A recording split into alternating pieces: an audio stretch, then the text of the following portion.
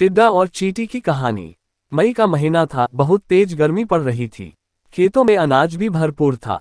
सुबह सवेरे एक टिड्डा भरपेट खाना खाकर गीत गाने में मस्त था।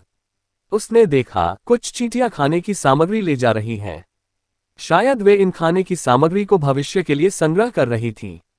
चींटियों को देखकर वह हंसने लगा और उनमें से एक चींटी से कहा, तुम सभी कितनी लालची हो, इस खुशी के मौके पर भी इतनी मेहनत कर रही हो।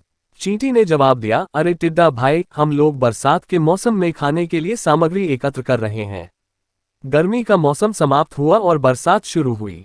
आकाश में काले काले बादल छाने लगे और खुली धूप जाती रही।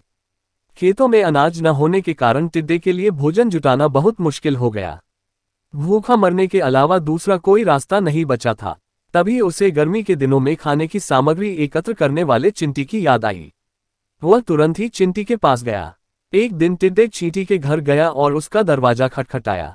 उसने कहा, चींटी बहन, कृपा कर मुझे कुछ खाने के लिए दो, मैं बहुत भूखा हूँ। चींटी ने जवाब दिया, गर्मी के दिनों में तो तुम गीत में मगन होकर इधर उधर घूमते रहे, अब बरसात के मौसम में कहीं जाकर नाचो। तुम जैसे आलसी को मैं एक भी दाना नहीं दे सकती। और उसने झट से दरवाजा बंद कर दिया। शिक्षा आज की बचत ही कल काम आती है।